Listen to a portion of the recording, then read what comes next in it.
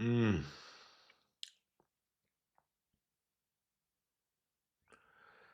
I wanted to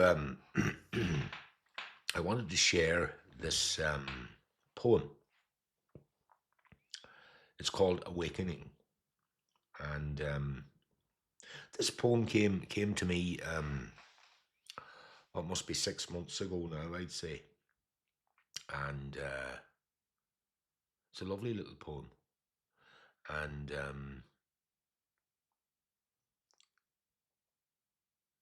I've shared this poem before in another video around the same time, about 6 months ago, and at that time, as with a lot of the poems that have been coming to me in recent years, in the past year or two, um, there is much. They come to me in the first instance. The way I would describe it is to help me presence more of whatever's here in me. What do I mean by that? What I mean is that the poems themselves serve as guides, guides, almost like maps, that suggest a territory that I have yet to fully embody. That's that's what I mean. And this poem um, was certainly one of those poems. And as I say, like many of these poems that arrive in as helpers, guides in that way, they also seem to serve two functions. They seem to be both coming from the personal and the collective. And the way I look at that is that the poems themselves work through the personal. That's to say, whatever my own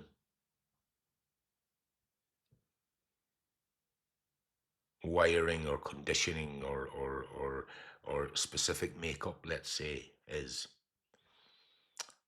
and yet they also speak from and to the collective. And I find that fascinating, interesting, fascinating, and extremely helpful in terms of, as I say, presencing um, more and more in myself, first and foremost, what's here, the felt experience of what's here. And when these little poems come in, I don't muck around with them. I try to get out of my own way, because the little me, you know, the mind identified self, and I don't like using too many non-dual terms. I have nothing against them in principle, but I have found, throughout the unfolding of my own process and the continuing unfolding of the process here in me, um, the terms that you know non-dual terms, that they're so easy to overuse, and I've certainly done that, and hide in them, you know, and 100%, I have certainly done it, and I have come across others that have described and expressed to me how they too have done it in their own way. So, I try to avoid them, or at least use them in a way that's coming from not just coming from direct experience, but having some connection to everyday, normal, ordinary lived experience of being here, like, you know, as best I can. And being an artist anyway, that can be difficult because I love words and I love the mind, you know. I love thought, you know. I have no problem with thought. I have no thought, you know. Thought is not the enemy, you know, as it were.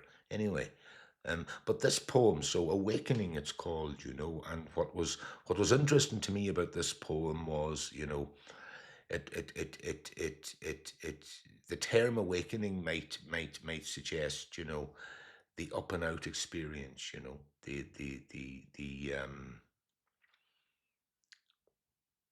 the sort of blissful sort of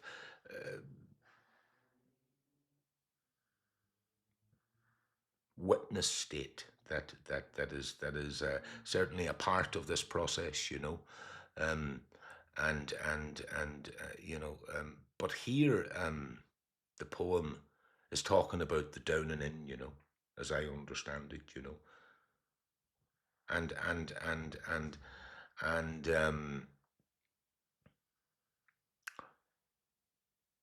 you see, because these poems for me, and all poetry, you know, for me, but certainly the poems that come to me and the ones that I put down on paper, um, they're very much, first and foremost, they're as much for me to feel into as anybody else that might come across them, you know, and that's the help that they give to me, you know. And they're as much a surprise, and they're as much a full they're they're as much as full of information for me as they are for anybody that might encounter them, you know. In fact, far more for me. And so this poem, you know, titled Awakening, you know, was speaking to the deeper, darker shadow depths in us, and certainly in me. And as I say, it wasn't just speaking to the personal in me, it was speaking from and to the collective as well, you know. And I believe, you know, that poetry uses the personal, you know, and a lot of poetry but comes from the collective, you know.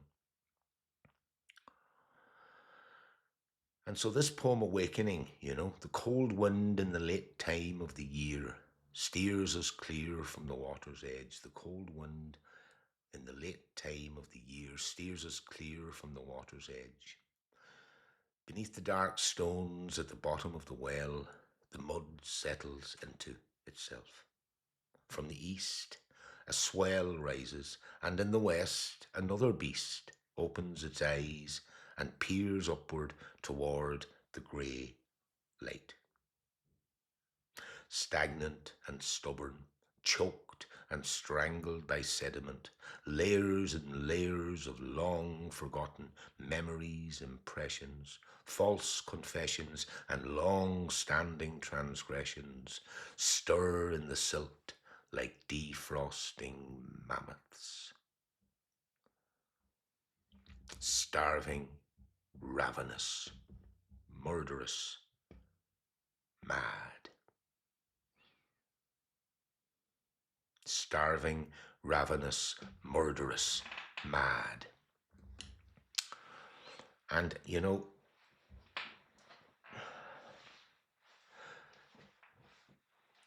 for me, and the reason I wanted to revisit this little poem this evening, 6 months onward from the time that it arrived in first, was that it's landed in me in that period of months much more now,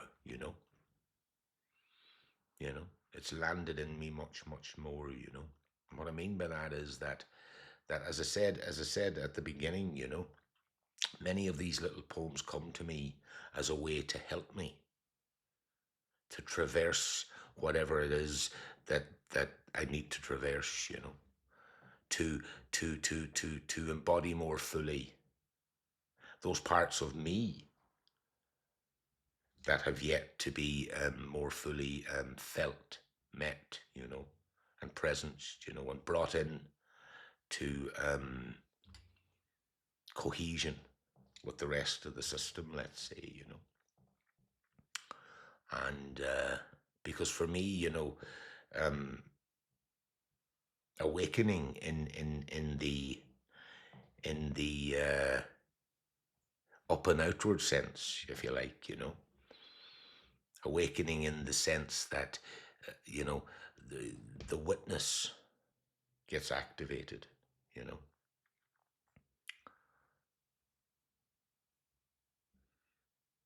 and the capacity to observe one's own machinations, be it thoughts, feelings, whatever the case may be, that this is just a mere beginning, and for me anyway, I hung out in that witness state like for the longest time. I really did, and it's so easy to, like many others that I've come across, to feel that you're done then, because it feels like you're done. It feels like you're done, but it's only the beginning, and for the longest time, I refused, not in a conscious way, and I don't say that with any degree of self-criticism, but I refused to enter into the shadow, to turn around towards all of the stuff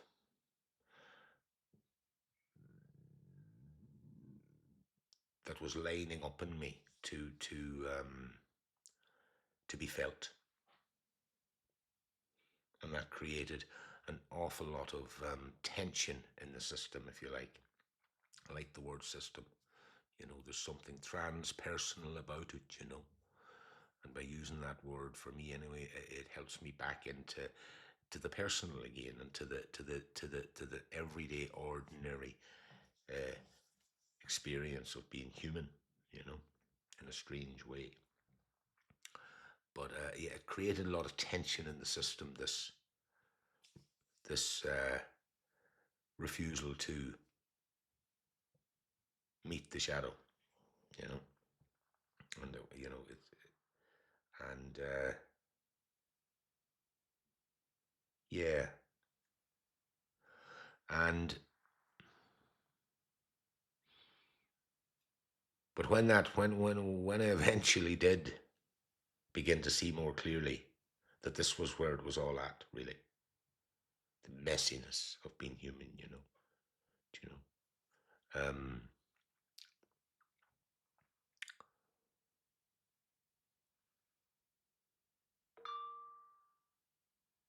the capacity to be more present, to presence what was here, became more and more and more online, if you like, and that continues, For myself, I don't feel that there's an arrival after that, For me, I think that goes on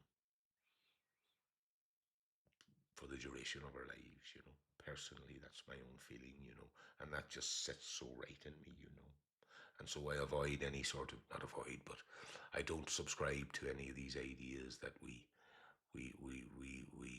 done in that respect, So what I love about this little poem is it calls itself Awakening, because the names of these poems arrive in probably after the body of the poem has arrived in,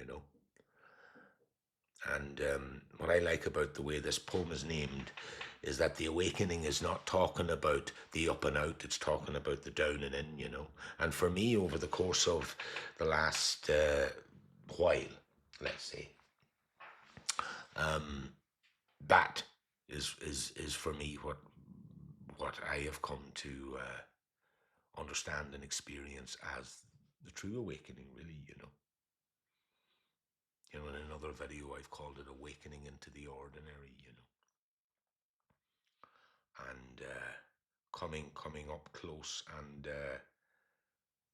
you know with that vulnerable edge, of just what's here. And so, this poem Awakening in that respect for me helped an awful lot to flip that on its head, you know, and to land me into the reality of what this is really all about for me. And that is about meeting what I don't want to meet, you know, on a daily basis, and landing deeper and further into the body, you know, with all its unpredictabilities, uncertainties, and vulnerabilities, you know. So that's the personal, you know, for sure. But then the poem speaks to me also at the collective, you know. It talks about the stagnant and stubborn, choked and strangled sediment, layers and layers of long forgotten memories, impressions, false confessions, and long-standing transgressions stir in the silt like defrosting mammoths, starving, ravenous, murderous, mad, you know. And you know, and when I look around me at the world, you know, as it unfolds today, this speaks to me, you know, what with all of the various famous people and different things like that, uh,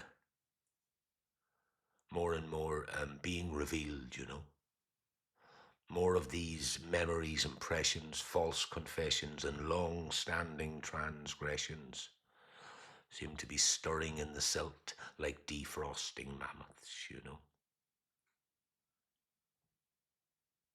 And they're starving, and they're ravenous, and they're murderous, and they're mad, you know. And I think at times like these, you know, somehow, you know, um,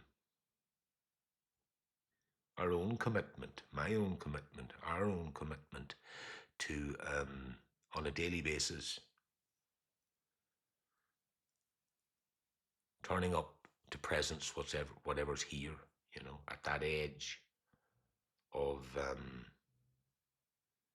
our vulnerability, you know, at that edge of, at that place where, you know, I, I, I, I, I don't know what's next, you know, that edge of not knowing, you know. I love that term edge, you know. It really, for me, it's this lovely little simple word that seems to just encapsulate, you know, that the point where subject and object dissolve, and there's just this, you know, there's just this. Yeah. Mm. Awakening, awakening, not upward and outward, downward and inward, as far as this poem is concerned, anyway. Icarus landing, trying to stay landed in the body just for today.